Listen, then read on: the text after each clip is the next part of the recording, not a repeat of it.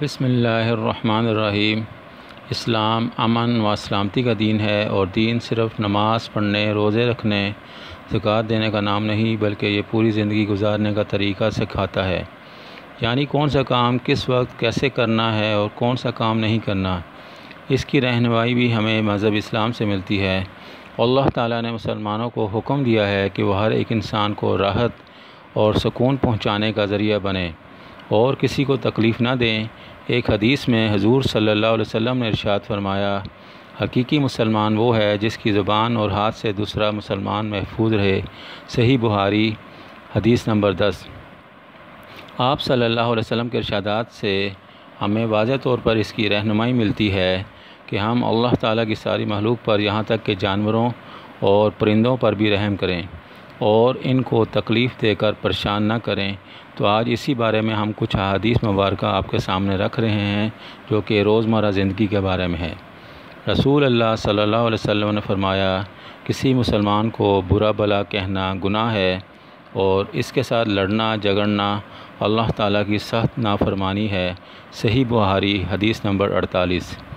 رسول اللہ صلی اللہ علیہ وسلم نے فرمایا، کسی مسلمان کے لیے جائز نہیں کہ دوسرے مسلمان کو ڈرائے۔ ابی داؤد حدیث نمبر 5004۔ رسول اللہ صلی اللہ علیہ وسلم نے فرمایا، اے عائشہ، لوگوں میں سب سے برے وہ لوگ ہیں جن کو لوگ ان کی بد زبانی کی وجہ سے چھوڑ دیں۔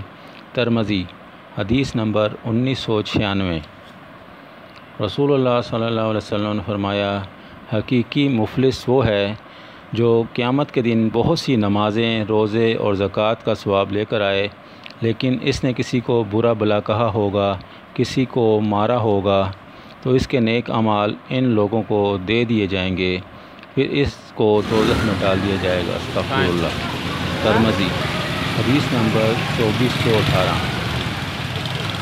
رسول اللہ صلی اللہ علیہ وسلم نے فرمایا، تم لوگ اپنے بارے میں 6 چیزوں کی ضمانت دو، میں تمہیں جنت کی ضمانت دیتا ہوں۔ ہمیشہ سچ بولو، وعدہ کرو تو پورا کرو، اپنے ہاتھوں سے دوسروں کو تکلیف دینے سے بچاؤ۔ مسند احمد جلد نمبر 5 حدیث نمبر 323۔ حضرت ابو ہریرہ رضی اللہ تعالیٰ عنہ فرماتے ہیں، ایک دن مجلس میں ایک عورت کا تذکرہ آیا کہ وہ بہت زیادہ نیک اعمال کرتی تھی، لیکن اپنی زبان سے پڑوسیوں کو تکلیف دیتی ہے۔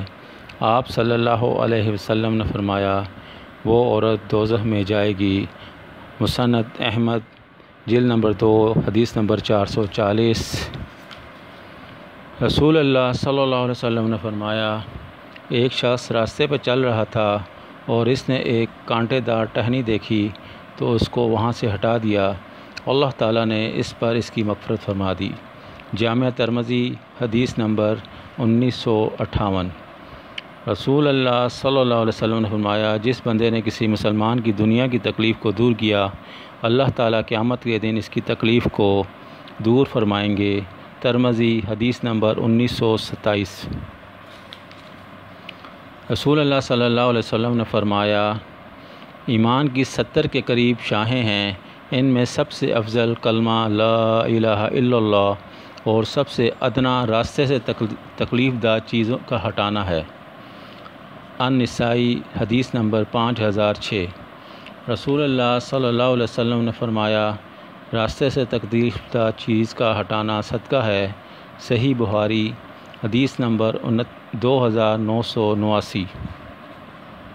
رسول اللہ صلی اللہ علیہ وسلم نے فرمایا، انسان پر ہر دن اس کے ہر جوڑ کے بدلے صدقہ دینا ضروری ہے۔ پھر فرمایا، تمہارا راستے سے تکلیف دہ چیز کا دور کرنا صدقہ ہے، اپنے بھائی کو سلام کرنا صدقہ ہے۔ مسند احمد جلد 5 حدیث نمبر 178۔ رسول اللہ صلی اللہ علیہ وسلم کے فرمان کا مفہوم ہے کہ راستے سے تکلیف دہ چیز کا ہٹانا ایسا عمل ہے کہ جو شخص ثواب کی نیت سے اس کو کرتا ہے، اللہ تعالیٰ اس کو جنت میں داخل فرمائیں گے۔ ابی داؤد حدیث نمبر 1683۔